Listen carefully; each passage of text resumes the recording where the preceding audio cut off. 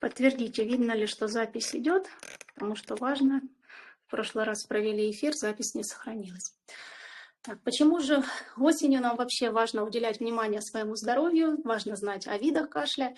Именно потому, что в этот период у нас самое сильное тело, и если наше тело сейчас не сильное, мы должны как минимум знать, как его лечить. И еще также подскажем, если тело сильное, то какие еще мероприятия можно сделать, вот как раз про то, что мы говорили, о чем мы говорили в прошлом эфире. Существует в аюрведе, как вы знаете, несколько конституций, вата, пита, капха. Мы все разные, все со своими особенностями, и лечить всех одинаково нельзя. И также, когда у нас проявляется болезнь, она тоже проявляется по разным типам.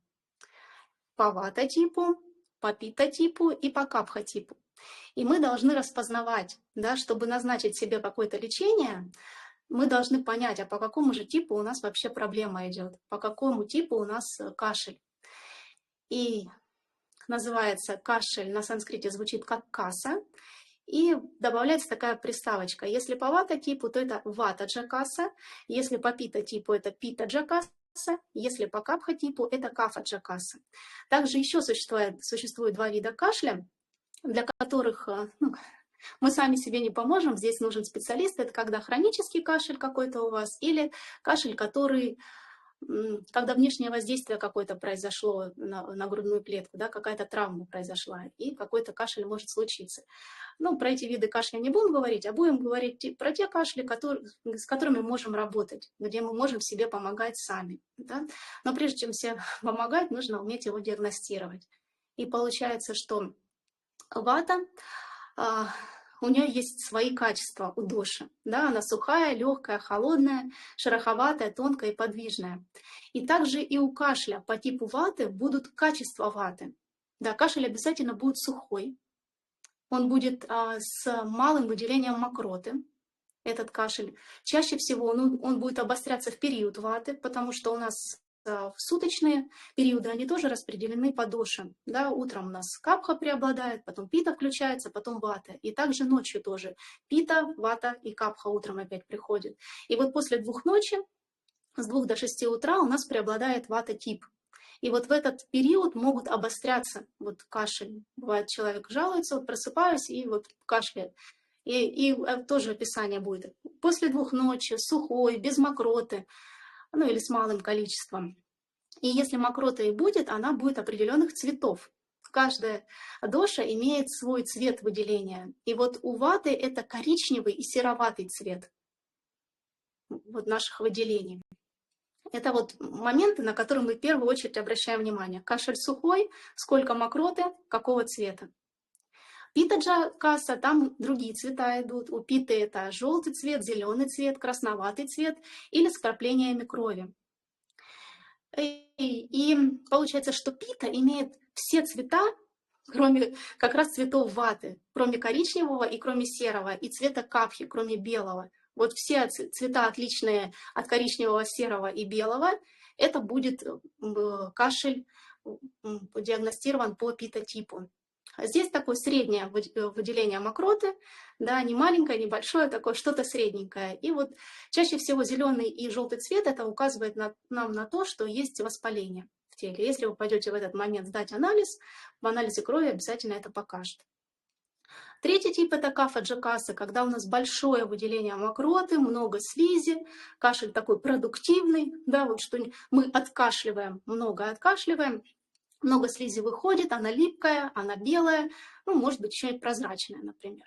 Вот. И вот когда мы знаем, что у нас вот такие, да, моменты есть по кашлю, мы уже подбираем лечение. Мы знаем, что у нас в аюрведе есть 2 доши холодные, это вата и капха, и есть 2 доши, и 1 доша горячая, питта-доша. Поэтому лечить мы по-разному будем. Да? Вот если, например, при пите, чаще всего при пита-заболевании поднимается температура, которую аюрведа говорит, что сбивать ни в коем случае нельзя, если она там до 38 градусов точно ничего с температурой делать не нужно. Это как наш помощник. Она топит аму, топит токсины.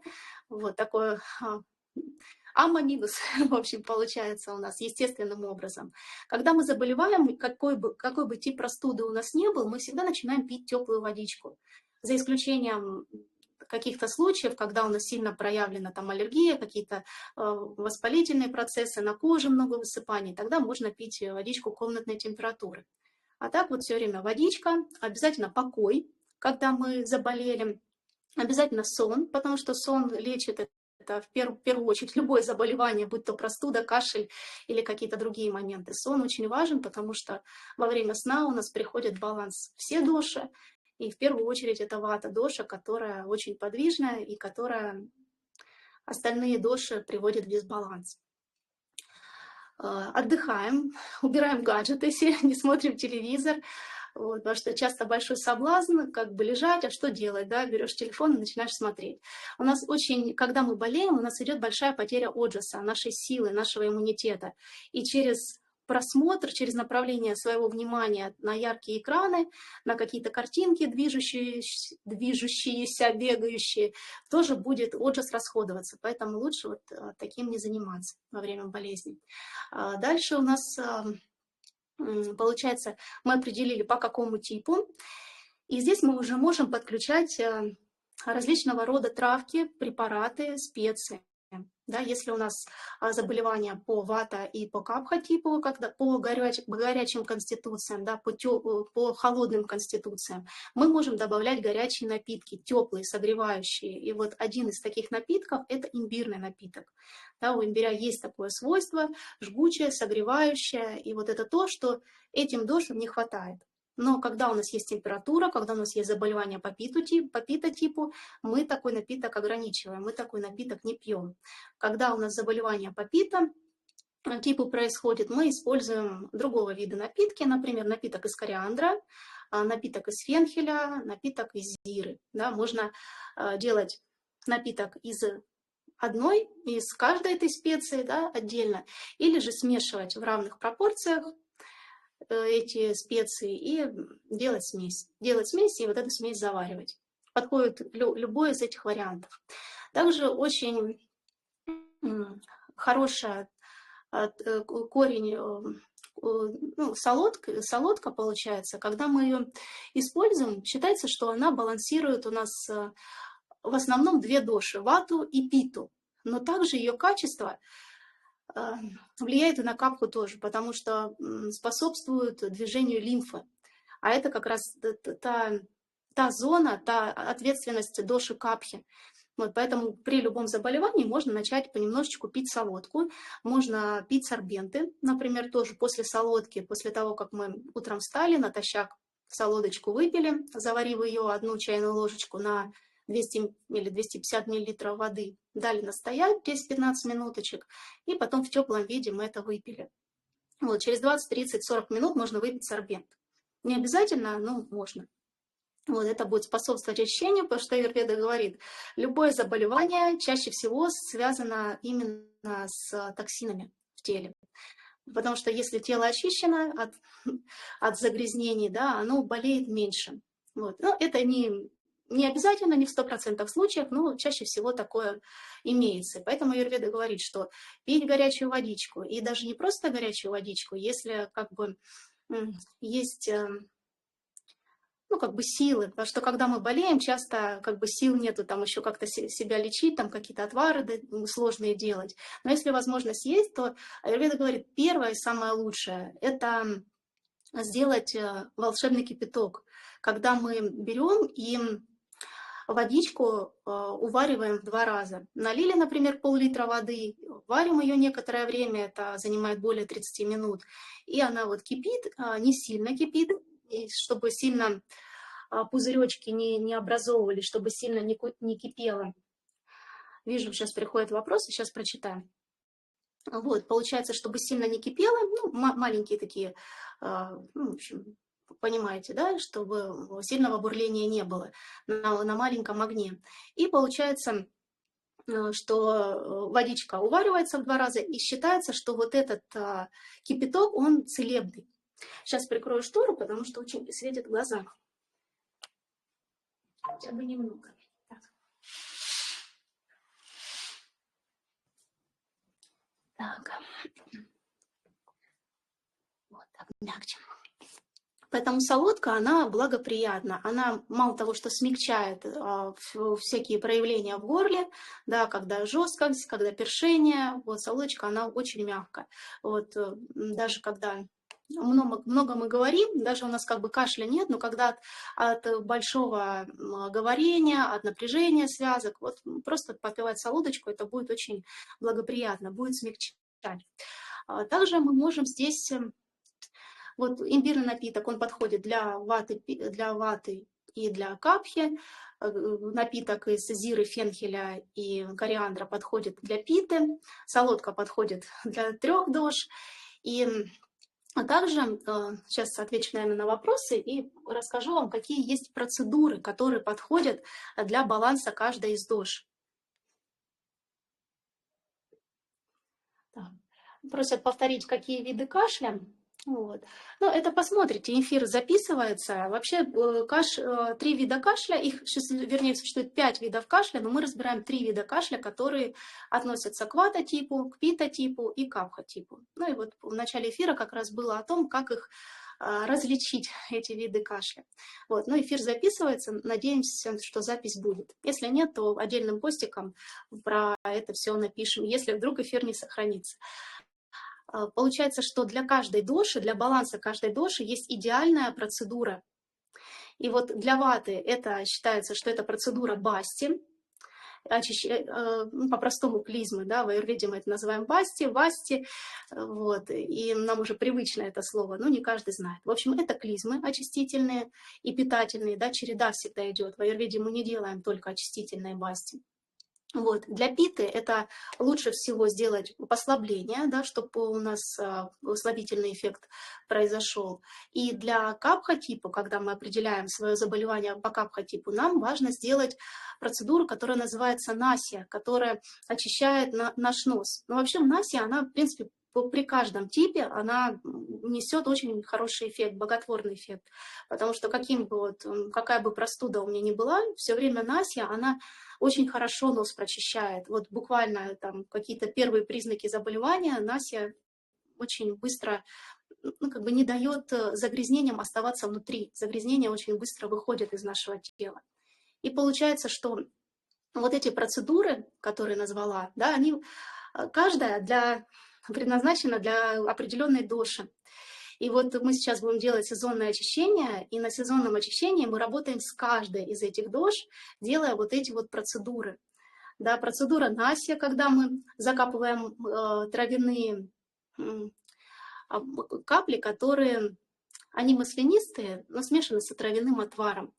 Очень мощные, сильные травы, которые у нас через нос, попадая в горло, провоцируют здесь в горлышке, так начинает такое трение, першение, и очень хорошо слизь начинает отходить снутри нашего тела, да, если она здесь застоялась.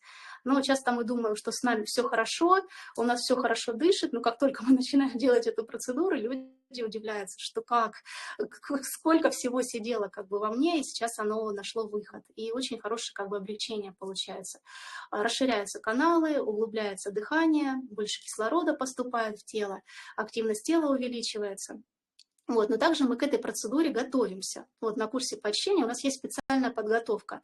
Мы не просто закапали капельки в нос, а мы еще немножечко прогрели, да, прогрели гайморовые пазухи, прогрели лобные пазухи, либо подышав над паром, да, что тоже как бы благоприятно. Если у вас небольшое количество слизи, вам подышать над паром очень хорошо. Вот то, что можно делать в домашних условиях, когда вы болеете.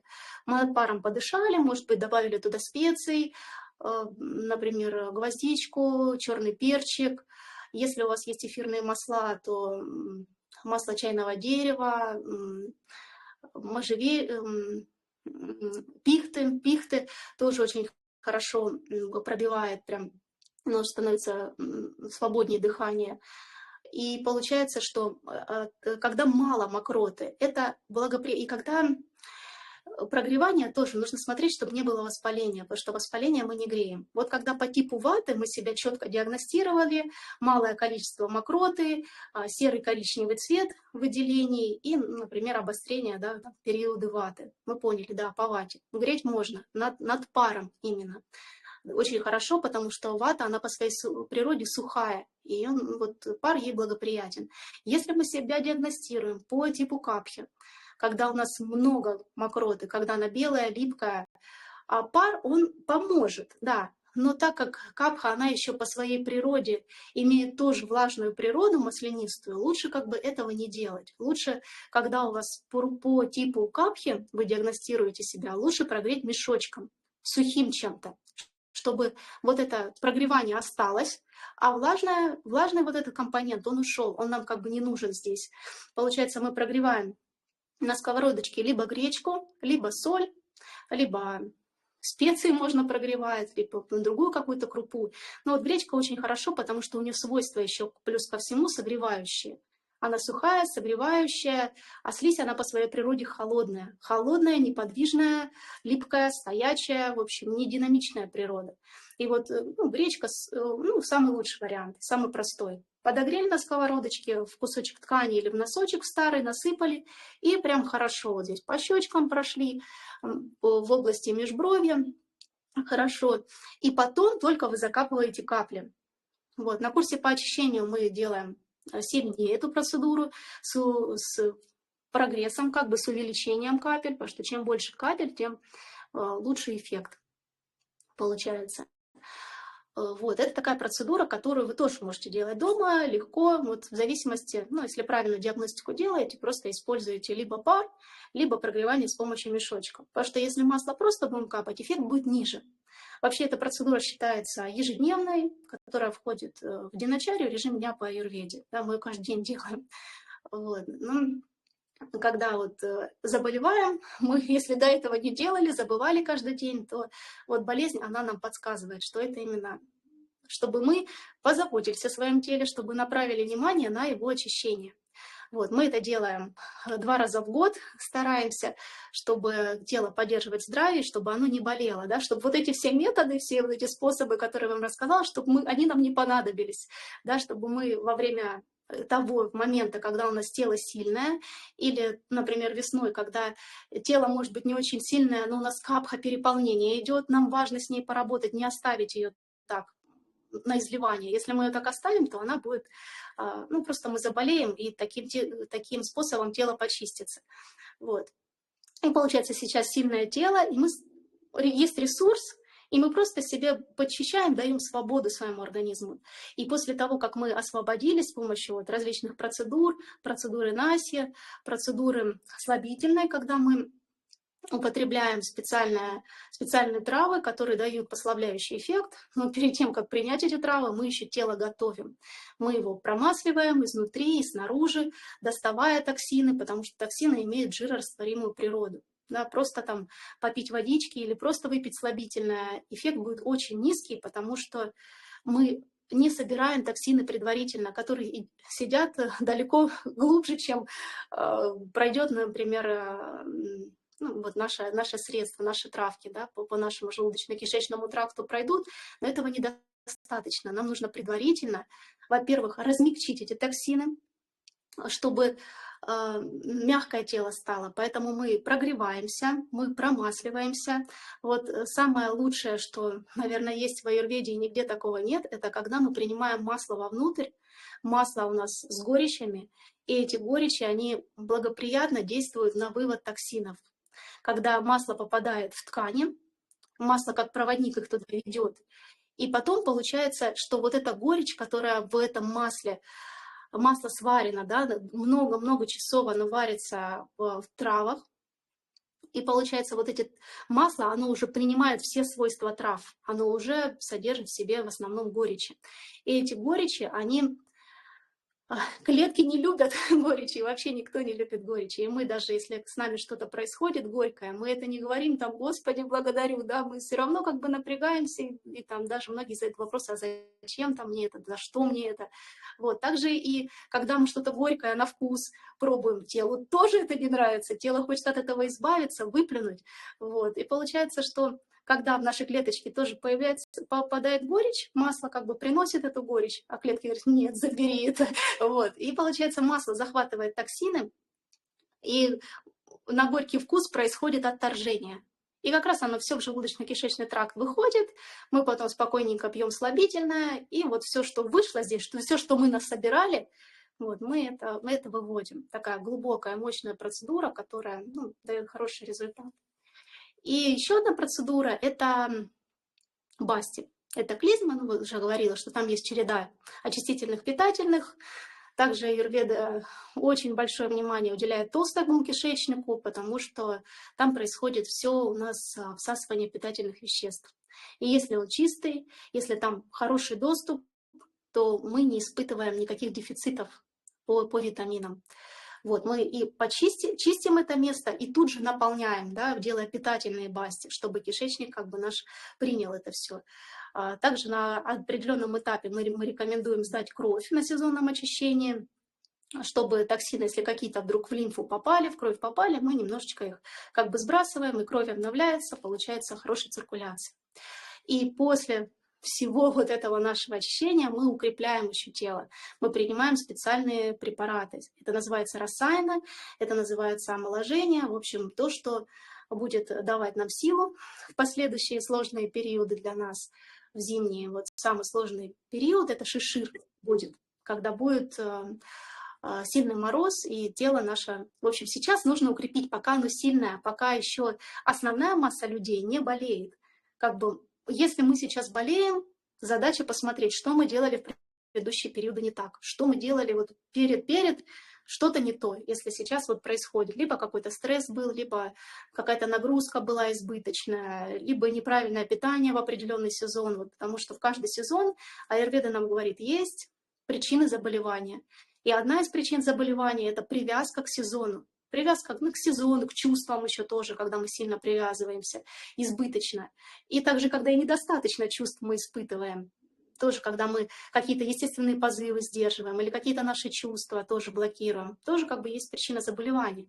И вот одна из основных – это когда мы привязались к сезону, как встречаю таких людей, которые говорят, ой, вот там сырого много полезно, там же все витаминчики, мы там на сковородке все витамины там, в общем, сжигаем, и нужно там все сырое кушать. А на самом деле все зависит от сезона. И есть сезон, есть хороший огонь пищеварения, мы это делаем.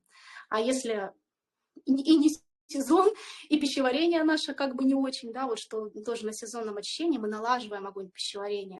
Потому что наш огонь, да, он у нас как часто сравнивается как очаг в доме. И получается как камин, да, который надо постоянно поддерживать. И как мы его поддерживаем? Да? Когда-то большие дрова положили, ждем, пока там он разгорится. Да? Это когда вот мы, например, тяжелую пищу поели, мы дальше уже ничего не кладем и не запиваем там ни в коем случае. Там, потому что надо вот этому огню разгореться. Да? Когда-то, там, чтобы разжечь огонь, там маленькие щепочки кладем. А в какой-то момент нам нужно, чтобы камин погас, и убрать там золу, почистить его.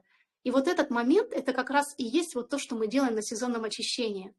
Мы вот эту золу, вот это все убираем, как бы огонь погасили, и потом мы его восстанавливаем, зажигаем вновь. Восстанавливаем до хорошего уровня, и потом принимаем питательные вещества, когда тело просто вообще способна это все принять в себя, прям всосать, так, как у меня подружка как-то рассказывала, что она долгое время была на сыроедении, там тоже свои проблемы как бы были, и потом она говорит, когда я первый раз там съела рыбку или что-то, у меня был сильный дефицит B12, и вот она рыбу начала есть, и получается, она говорит, я когда этот кусочек рыбы съела, говорит, такое ощущение, как будто у меня просто так организм это все вот втянул. И вот такое ощущение вот после панчакармы, когда мы немножечко, хоть мы там и не голодаем сильно, у нас там такое питание, мы там кичери кушаем, и овощи тушеные, и супчики. Главное как бы убрать сырое и убрать тяжелые продукты, мясо, рыба, яйца. Вот. И не голодаем. Но когда у нас происходит выход, там 2 денечка у нас, ну, такая, будем говорить, относительно строгая диета. Там тоже рисовый отварчик, рис поплотнее, и потом там тоже из маша или из красной чечевички супчик. Ну, такое все легенькое, чтобы не нагружать Агни. Вот. И потом после этого ну, вся пища, она просто божественная окажется. Вот просто много уже пишут про это, что говорят, это люди легко отказываются там, от каких-то своих старых привычек, потому что простая еда, она кажется очень вкусной после очищения. И когда мы еще подаем какие-то питательные вещества в этот момент, это, ну, тело это принимает. Ты это прям чувствуешь, как тело наполняется после очищения, потому что оно все. Мы, когда на диете на какой-то сидим, ну, это относительно у нас диета, да, хоть и на короткий период, и не строгая диета, но все равно мы себя ограничиваем в каких-то продуктах. И получается, наш организм, он немножечко как бы в дефицитном состоянии оказывается, и он допереваривает непереваренные остатки пищи, которые у нас лежат. Вот все то, что было не востребовано в нашем теле, он начинает с этим работать. А невостребованного у нас много. Вот кто чистки проходит, говорит, ну, и недопереваренных остатков много выходит. Вот это и говорит, что и огонь слабый, и загрязнение есть, и, соответственно, токсичная среда образовывается, потому что все время это лежит и, ну, как бы, и плохо пахнет, скажем так, внутри. Так, сейчас еще вопросики посмотрю. Выделения откуда выходят? С носа или из горла? Выделения могут и из носа, и из горла выходить. Есть и там, и там. Как бы мы смотрим и на те выделения. Обычно они одного цвета. Можете еще литературу какую-нибудь почитать, посоветовать, чтобы можно было бы самой углубиться, кроме Аштанга Хридая Самхиты.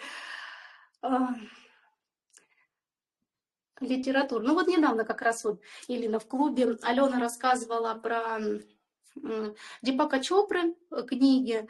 У него много информации. Вот тоже часто рассказываю, что первая моя книга, которая вообще меня, наверное, устремила к аюрведе и дала какой-то вкус к аюрведе, эта книга, она современная.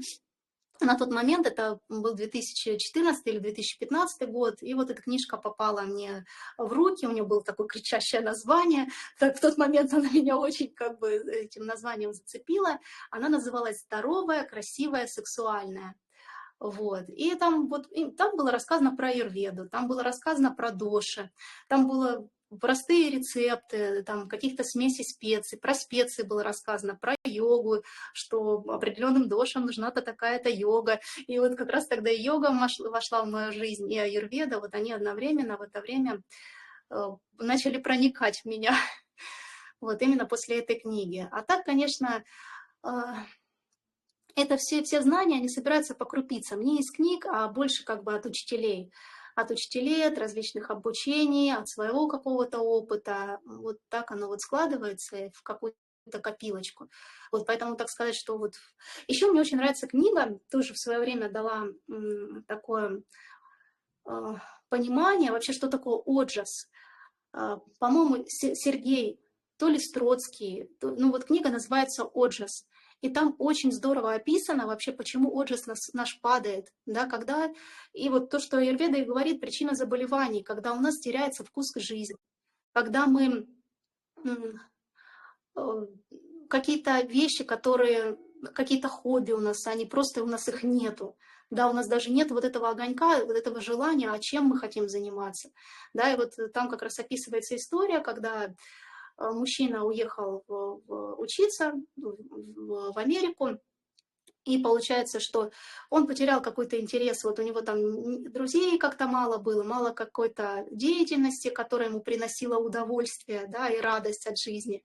Вот. И он начал болеть. Он начал болеть, и потом он где-то там на какой-то там улочке проходил, и ему там это такой, он раз посмотрит, там аюрведический кабинет. И он как-то вот прошел, но сердечко его в этот момент очень как бы активно застучало, что он понял, мне туда надо. И он через какое-то время пришел к этому доктору и рассказал там о своих проблемах. И как раз доктор ему говорит, а вот сколько ты здесь живешь, как бы какая у тебя деятельность, чем ты занимаешься. И вот этот период, когда ты начал болеть. И вот в тот момент, когда он говорит, ты понял, что я потерял вот какой-то огонек и какое-то желание, какое-то хобби, у меня, ну, как бы вот пропало какой-то интерес. И вот когда вот эта вот вещь пропадает у нас внутри, как бы у нас происходит истощение, упадок иммунитета, вот этого всего, и происходит заболевание. Вот эта книга тоже очень такое впечатление на меня произвела. Поэтому книжечки тоже мы напишем под постиком, как называется. Я найду автора. Эта книжка, она вот в электронном виде.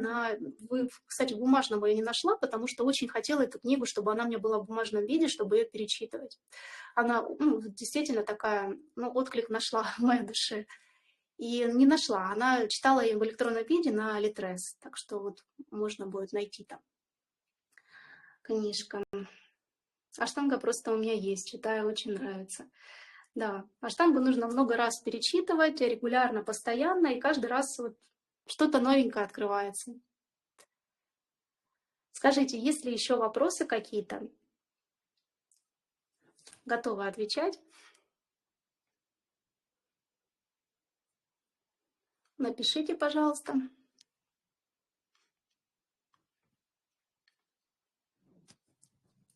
Ну и всех мы приглашаем на сезонное очищение. Вот, к нам чтобы почистить тело, чтобы потом его восстановить, и чтобы последующие периоды прожить здраво, чтобы противостоять стихиям, которые у нас будут довольно сложные. Когда придет вата-тип, вот кто находится в северном полушарии, в Москве, Московская область, и здесь близлежащие места, скажем так, по Европе, тоже похожие стихии. И здесь будет как бы холод, будет напряжение, будет вата, и это очень сложно для тела. Очень сложно, поэтому мы уже сейчас, например, начинаем принимать магниевые ванны, чтобы вот это напряжение, оно постепенно копится. А в какой-то момент оно просто приносит проблемы, заболевания, там, повышение давления, запоры, там, нарушение сна и другие. Вот, поэтому сейчас уже потихонечку у нас есть аюрведический клуб, где мы обсуждаем питание, процедуры, травы сезона. В общем, все любые вопросы по аюрведе мы там обсуждаем. И как раз вот мы в клубе уже начинаем принимать магниевые ванны, потихонечку перестраивать питание на нужный сезон. Вот, потому что наше тело, наша его сила зависит от того, как правильно мы проживаем сезон. Если мы в сезоне что-то делаем неправильно, чаще всего мы в следующем сезоне болеем. Так, про выделение повторить. Давайте повторим. Выделение у ваты, если мы по вата-типу диагностируем малое количество мокроты, выделение у нас коричневого и серого цвета. Обострение чаще всего происходит в период ваты после 2 ночи. По пита-типу зеленые, желтые, красноватые и с кровью выделение. Желтый-зеленый говорит нам о воспалении, о воспалительных процессах, которые идут, которые лучше не греть. Вот в таких случаях, если еще обостряются какие-то аллергические реакции, высыпания на коже, да, здесь вот можно как раз прохладную водичку пить. И по капха-типу это всегда белые выделения и большое количество мокроты. Вот, и липкая она. Вот капха, она вообще вот липкая очень сильно. Еще могут прозрачные во время капки выходить, так вот каналы чистятся. Обычно, если там какими-то практиками начинаете заниматься, там дыхательными или просто там йогой упражнения делать, когда каналы начинают очищаться, слизь как бы может выходить. Вы можете не болеть, но каналы чистятся, и вот эта капха лишняя, она выходит. Они вот как раз могут прозрачные быть, белые, липкие. Вот очищение тела так идет, когда огонь в теле и циркуляция в теле повышается.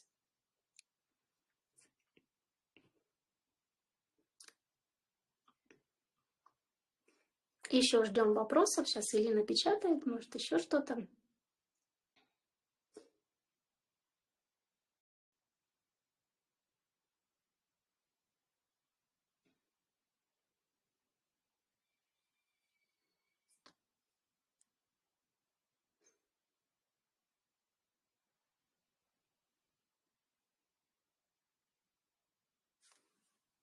Также можете писать темы, идеи для дальнейших эфиров. Тоже готовы проводить, делиться. Вот видим, что интерес есть. Вот уже второй эфир проводим здесь в Телеграм. И участники активные есть. И когда эфир не сохранился, тоже многие написали в личные сообщения: так, а где же запись эфира? Вот, потому что прошлый эфир не удалось сохранить. Там мы говорили про осенние заболевания. Тоже, ну, похожий эфир был. Про виды кашля просто не успели сказать. Там было много вопросов, и мы целый час проговорили только про вопросы в основном.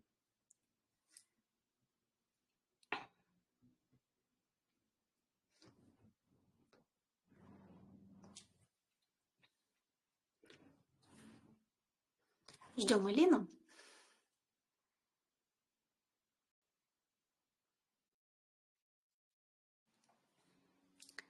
Вопрос. А во время чистки, пока забываю, как называется процедура, с утра, когда масло полоскаю, слизь выходит белого цвета. Это капха или вид выделения определяется только во время заболевания?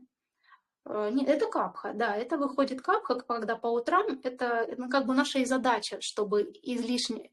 Вот эта процедура, все, что мы, когда мы воздействуем выше груди, это как бы зона капхи, и она здесь локализована. И это ее зона, и она как бы будет выходить здесь. Это как бы, да, так и есть.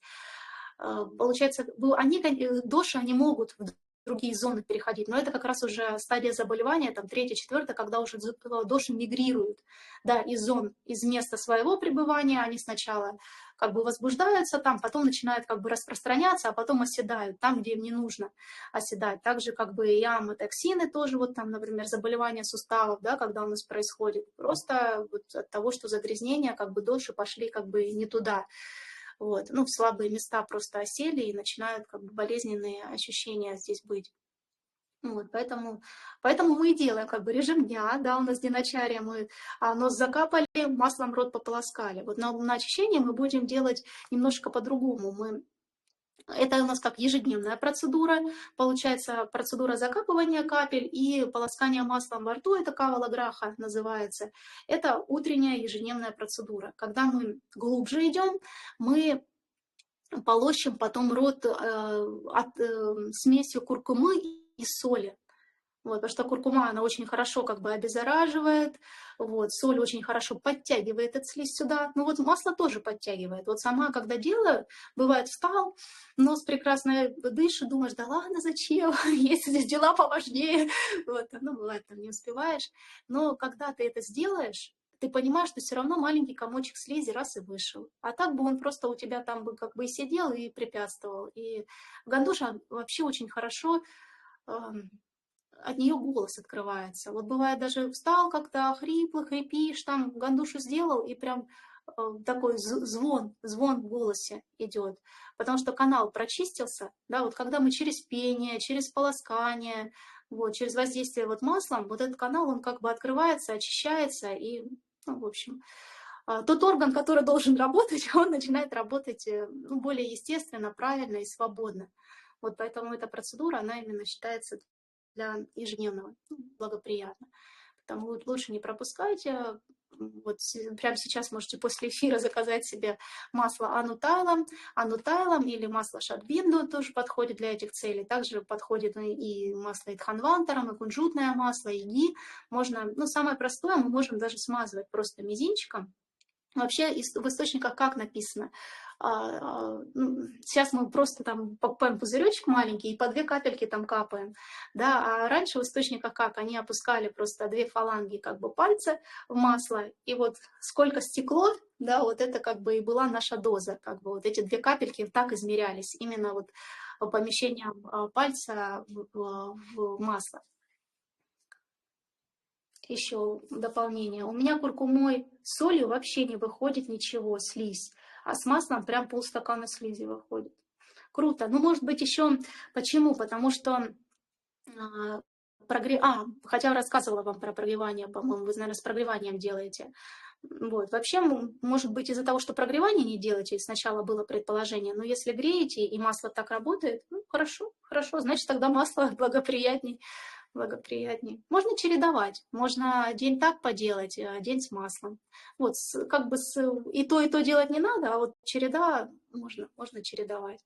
В любом случае, куркума, она еще чем хороша. Масло тоже, если вы используете не просто там, кокосовое или кунжутное, а вот это масло аримидади, которое для этих целей предназначено, тоже со специальными травами, которые помогают очищать полость рта от различных бактерий. Хотя кокосовое масло тоже такими свойствами обладает, у него монолауриновая кислота содержится, которая как раз с антисептическим действием обладает. Ну вот и куркума, она также, да, потому что если вы там проходите какие-то диагностики, вот, например, есть такая диагностика Аберон, на которой можно увидеть там каких-то паразитов в там теле, и также часто у нас, например, там кандида во рту бывает, а мы просто не знаем, ну мы с этим ничего не делаем, мы просто там полоскали рот водичкой и все. Вот, а на самом деле это требует как бы ухода, да, можно там и серебро покупать, да, там подсеребренную водичку как бы использовать, можно и нимом полоскать, и куркумой. Поэтому вариантов как бы много разных есть, которые благоприятны и очень полезны для профилактики, да, чтобы, в общем, микробы не распространялись. Вот, поэтому если вот специальные масла, они тоже как бы таким эффектом обладают. Вот, кокосовое масло обладает, кунжутное меньше, оно просто собирает, ну, как бы частички как бы бактерий, они похожую природу имеют, и частички масла, они как бы захватывают эти клеточки, как бы и выводят. Но если мы еще и с каким-то свойством как бы возьмем, да, средство, ну, вот с прямым свойством, вот ним, он, ну, вот прям сильнейший антисептик, и мы будем вот этим полоскать, конечно, эффект будет сильнее, и куркума также. Вот. Ну, а соль как бы на подтягивание работает. Вот, поэтому чередовать очень, очень хорошо именно, чтобы разные проблемы как бы решить. Так, скажите, есть ли еще вопросы? Так, вижу, 2 человека печатают, значит, пока не отключаемся. Вот, эту процедуру, ее в зависимости от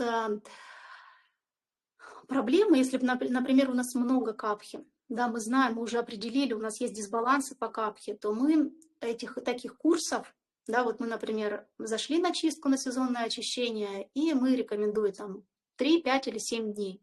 Но мы сразу понимаем, что нам надо 7 дней, потому что 3 дня это вот у кого вообще никаких проблем никогда сам ухо, горло, нос не бывает. Вот. Если как бы время есть, если настрой есть, то мы делаем 7 дней. Если мы понимаем, что эта проблема у нас как бы присутствует в нас, когда у нас там аллергии начинаются, различные полинозы, да, весной, нам нужно сделать вообще несколько курсов или более длительный курс там, на 21 день. Вот это вот ну, как бы комбинации, длительность, они тоже могут подбираться индивидуально вот в зависимости от проблемы, которую нужно решить. Также как бы и процедура Басти, процедура клизм. Кто-то 3 денечка поделает или там вообще не поделает, ему достаточно будет просто там процедуру Веречина сделать, и дальше он не пойдет. Вот, например, у меня первая чистка была, и так и делала. Думаю, Басти, какие Басти? Не хочу никаких Басти, мне и так уже все хорошо. Вот. Ну, а у кого есть проблема, например, у кого есть запоры. Также вот есть книжка, вот тоже, кстати, вот почитать обязательно, вы сейчас на панчкарму пойдете, вот в каком-то курсе прямо ее рекомендовала. Говорю, вот проходите панчкарму и прям читайте, чтобы вы понимали, для чего как бы каждая процедура, хотя мы рассказываем, потому что у нас учебно-практический курс, мы как бы рассказываем, учим, что вы как бы доктором просто становитесь для себя и для других. Многие сейчас вот там мне пишут, у нас панчкарму несколько раз прошли, сейчас уже сами делают. Ну, какой-то совет все равно просят, если что-то они там недопонимают, там как-то, потому что там у девушки вот была аллергия на касторку, да, и как бы спросили просто, каким препаратом там можно заменить. Поэтому вы просто специалистом станете в этой области. И получается, что вот эта книжка, она очень вдохновляет, да, когда вы понимаете, какие проблемы решает панчкарма. И вот, например, Басти, они, например, больше показаны, вот Сунил Джаши в своей книге «Панчкарма» он описывает очень свой первый опыт, когда он к нему, и его первый опыт был очень сложный, к нему обратился пациент, который уже прошел все, и это было очень длительно, у него была икота. Он икал, и ничего не помогало. Он там лежал в госпиталях разных. Ну, в общем, все, что можно, он уже перепробовал. И ему его соседка говорит, слушай, а попробуй-ка ты аюрведу. Она уже какие-то травки вот употребляла, как бы видела в этом пользу, смысл. И она говорит, вот обратись, у нас тут вот есть сосед, и как бы он доктор аюрведы, сходи-то к нему. Ну, в общем, он его вызвал, этого Сунила, и получается, Сунил уже смог как бы, ну, определить, да, потому что каждая болезнь, каждая проблема, она проявлена по определенной доше. И вот икота – это дисбаланс по вате. Для ваты самая лучшая процедура – это басти. И казалось бы, где икота и где басти? Вот, и он начал делать ему процедуры басти. И он, конечно, один раз делал, ничего, второй раз делал, тоже ничего не получилось. И он, конечно, начал в себе разочаровываться уже как доктор. И, в общем, получается, что он сделал басти и ушел. И вечером пришел, чтобы сделать повторную процедуру. И этот человек больной, который ждал его на пороге, там со слезами, со словами благодарности, потому что он сходил в туалет с прессованными каловыми массами, которые там были, да, циркуляция ваты была неправильно, была заблокирована, ну, как бы нижняя часть тела, не было правильной циркуляции. Получается, что освободившись от этого, он как бы получил благо. Вот, икота прошла. Вот такой случай. Вот поэтому такую книжку, она, ну, она очень вдохновляющая, поэтому во время панчакармы прям рекомендую, ну вот рекомендую всем, кто пойдет на панчакарму, кто не пойдет просто для вдохновения, для понимания, что это такое, потому что сейчас вам немножечко рассказала, вот, а, ну, в книжке вы можете более подробно, спокойно дома как бы все прочитать, осмыслить какие-то моменты. Спрашивает, какой рецепт куркума-соль? Рецепт простой. Пол чайной ложечки куркумы, пол чайной ложечки соли на стакан воды тепленькой. Размешиваете и полощите. Полощите, голову запрокидываете так, ну, в общем, там, чтобы в горлышко хорошо все стимулировало, и потом сплевываете. Старайтесь так покашлять, отхаркивающими движениями выводить слизь, как бы. Вот и так вот, пока весь стаканчик не кончится, вы так полощите, выплевываете, отхаркиваете, и лишнее обычно выходит. Вот если лишнее не выходит, это говорит, что 3-4 денечка поделали, не выходит, значит, там нет проблемы. Обычно в первые 3-4 дня уже видно, есть ли чему выходить или нет. После куркумы и соли у меня горло болит, так как отхаркивать не умею сама, а масло, оно само как-то выводит. Ну, здорово, вот это как бы, ну, индивидуально подходит. Инструменты как бы есть, инструменты разные, инструментов много, кому-то что-то одно в любом случае подойдет. Подскажите, пожалуйста, для полоскания ним это масло или порошок разводить? Порошок. Вот масла нет, масла не получится. Хотя не пробовала. Масло очень плохо пахнет, очень горькое. Ну вот на вкус не пробовала, но наверняка горькое, потому что это самая сильная горечь считается в аюрведе. И оно очень плохо пахнет. Вот, не советовала бы. А так вот порошочек развел, тоже там пол чайной ложечки, от половины до чайной ложечки на стакан развели. Оно как бы, ну, не сразу замешивается хорошо, но все равно помешали, вот, и таким вот полоскаете, водичка, отвар, как сказать правильно. Вот, и получается, что аюрведа нам в диначарье, что она нам говорит? Что есть вот эта процедура кавалаграхи. Она описана в графе гандуш. И есть как бы гандуша, когда мы просто маслом наполняем рот, щеки вот так до полна и держим. А есть, когда мы полощем кавалаграха. И вот кавалаграха, она должна все время, маслянистая кавалаграха, она должна заканчиваться в идеале, да, там как бы их несколько. Получается, после маслянистой идет полоскание отваром, после полоскания отваром идет полоскание вот тем волшебным кипяточком, про который вам говорила, да, когда мы в 2 раза увариваем воду. Вот. И вот этим мы как бы заканчиваем. Понятно, что можно отвар, например, пропустить, как вариант. Но все мы после масла утреннего всегда полоскаем рот, потом водичкой. Пусть не волшебным кипятком, да. Это идеальный вариант, это как описаны источники. Но мы горячей водой обязательно должны это прополоскать и выплюнуть. Еще хороший вариант, когда мы тоже в режим дня, ну, в источниках не описано, но от учителя очень как бы благая весть пришла. Получается, что когда мы маслом прополоскали рот, у нас еще как бы маслянистый рот остается внутри десны, и мы можем еще и десны промассировать. Это очень хорошо, чтобы зубы в порядке были, все время питательные вещества поступали, чтобы здесь кровообращение было хорошее. Получается, мы большой палец назад, а этот указательный вперед. И проходимся по деснам туда-сюда, массируем вот над каждым зубиком. В одну сторону, потом в другую и в нижнюю челюсть. Указательный туда, большой сверху. И получается, проходимся по деснам. Хорошо их промассировали, и потом горячей водичкой промыли все. Вот это вот идеальный вариант диначарьи будет, если последовательность диначарьи, там мы сначала зубки чистим, потом язык, потом глаза, потом капли в нос, потом вот как раз полоскание маслом, массаж десен и водичкой полоскаем. А вот что делать людям-аллергикам? У моей подруги аллергия на все травы, лечится только антибиотиками. Нужно пробовать. Есть, можно же и без трав. Вот, например, моя первая панчакарма прошла, постоянно рассказываю, тоже вот, ничего, вот простые ингредиенты, 3 ингредиента было. Масло ги, имбирный напиток был. Вот, ну можно не имбирный напиток, можно там черный перчик брать. Главное что-то, чтобы помочь вот этому маслу ги перевариваться. В принципе, если огонь сильный, то можно и без вот этих компонентов. Масло ги для промасливания масла тела у меня было кунжутное, но если она аллергичная, ей кунжутное не надо, ей нужно нейтральное, например, оливковое взять.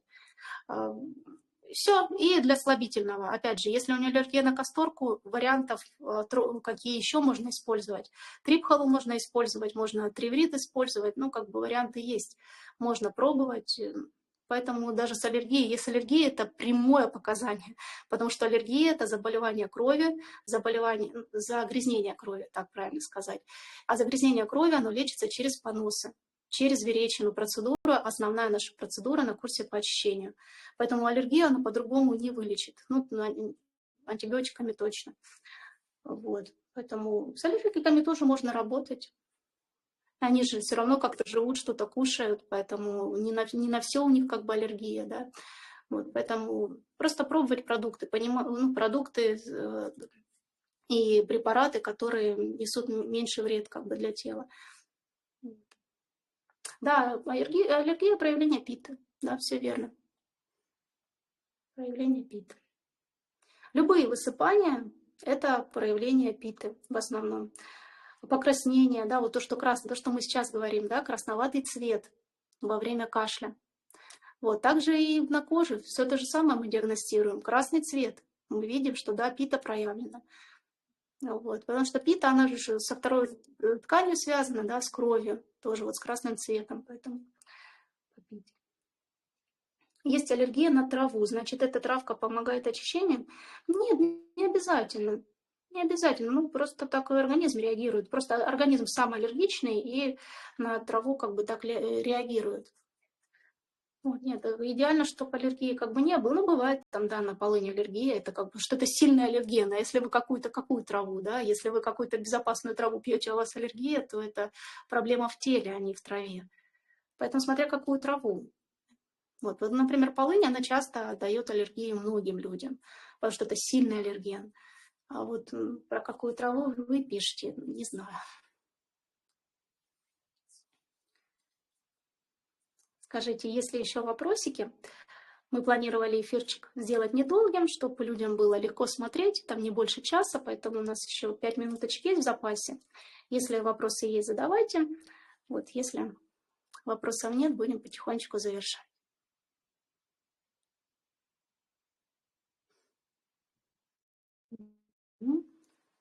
Да, пожалуйста, присоединяйтесь. Всем рады.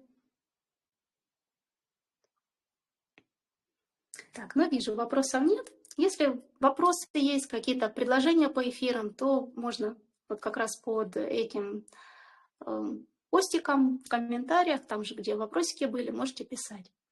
Всех благодарю за просмотр, за желание получать знания, потому что знания – это самое ценное. Потому что иногда мы вроде бы и рады как-то по-другому воздействовать со своим телом, взаимодействовать с ним, но от недостатка какой-то информации как бы не получается. Поэтому благодарю вас, всех люблю, все, до встречи.